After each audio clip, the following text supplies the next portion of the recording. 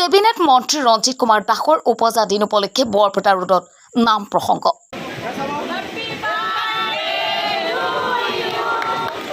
মন্ত্ৰী ৰঞ্জিত কুমাৰ দাসৰ উপজা দিনৰ লগত সংগতি ৰাখি বৰপেটা ৰোডত আয়তীসকলৰ থিয় নাম পৰিৱেশন।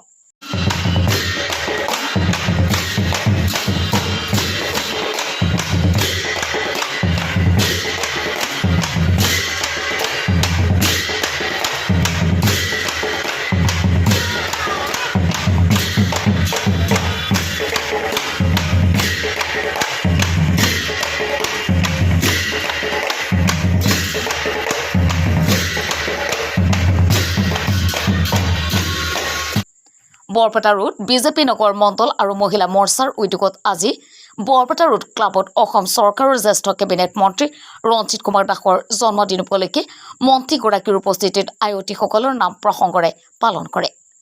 মন্ত্ৰী ৰঞ্জিত কুমাৰ দাসক দলীয় কাৰ্যকৰ্তাৰ লগতে বিভিন্নজনে জন্মদিনৰ শুভেচ্ছা জ্ঞাপন কৰে। ইয়াৰ উপৰিও সৰভোগত মন্ত্ৰী ৰঞ্জিত কুমাৰ দাস ফেন ক্লাবৰ উদ্যোগত জন্মদিন উপলক্ষে পুৰুষ মহিলাকে ধৰি ৭০টাকৈ নামতি দলে নাম প্ৰসংগৰ অনুষ্ঠানৰ আয়োজন কৰে। ৰাজ্যৰ মন্ত্ৰীগৰাকীৰ প্ৰতি যি মৰম স্নেহ আশীৰ্বাদত অভিভূত হয়। মন্ত্ৰী ৰঞ্জিত কুমাৰ দাসক বৰপেটা ৰোডৰ বিভিন্ন দল সংগঠনে জন্মদিনৰ শুভকামনা জনাই ভগৱানৰ ওচৰত মংগল প্ৰাৰ্থনা কৰে।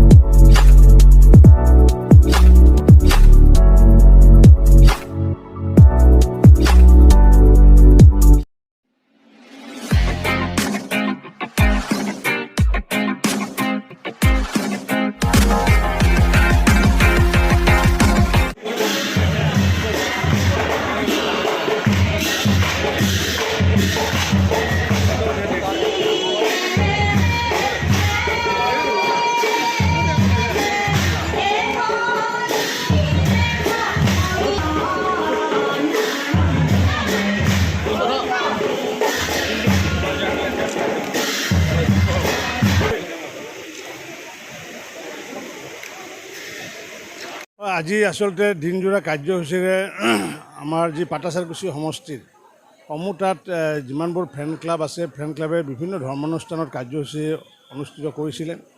আৰু ঠিক তেনেকুৱাকৈ সৰভোগৰ যিসমূহ ফেন ক্লাব আৰু বৰপেটাৰ ফেন ক্লাবে বিভিন্ন ধৰণৰ নাম প্ৰসংগকে আদি কৰি বিভিন্ন কাৰ্যসূচী তেওঁলোকে অনুষ্ঠিত কৰিছে। মোৰ প্ৰতি যি তেওঁলোকৰ মৰম স্নেহ আশীৰ্বাদ মই অভিভূত হৈছোঁ। আৰু সেইকাৰণে প্ৰতিগৰাকী বৰপেটাবাসী, প্ৰতিগৰাকী বননগৰ বজালীবাসীৰ শ্ৰীচৰণত মই সেৱা লৈছোঁ। যিসকল মোতকৈ জ্যেষ্ঠ প্ৰতিগৰাকী জ্যেষ্ঠ আই মাতৃক মই শ্ৰীচৰণত সেৱা লৈছোঁ। আৰু যিসকলে মোৰ সমবয়সীয়া বা কনিষ্ঠ তেওঁলোকক মই হৃদয়ৰ পৰা মই ধন্যবাদ জ্ঞাপন কৰিছোঁ। তেওঁলোকৰ মৰম স্নেহ আশীৰ্বাদৰ বাবে আগন্তুক দিনত নিশ্চিত ওপৰত মোৰ কৰ্মস্পৃহা বৃদ্ধি হ'ব আৰু আগন্তুক দিনত এই ৰাইজৰ লগতে থাকিম, সুখে দুখে থাকিম। বিশেষকৈ আমাৰ অকল এই সমষ্টিতে নহয়, সৰভোগ বা পাটাচাৰকুছিতে নহয়, আজি সমগ্ৰ অসমৰ ৰাইজে যি মোৰ প্ৰতি যি শ্ৰদ্ধা মৰম আগবঢ়াইছে মই নিজে অভিভূত হওঁ।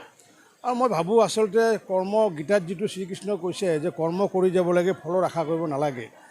মই আজি এইখিনি মই সমগ্ৰ মোৰ অনুগামীসকলক মই এইটোৱে কওঁ যে কৰ্ম কৰি যোৱা, ফল আশা নকৰিবা। ফল যেতিয়া আহিবলগীয়া আছে নিশ্চিত ওপৰত আহিব।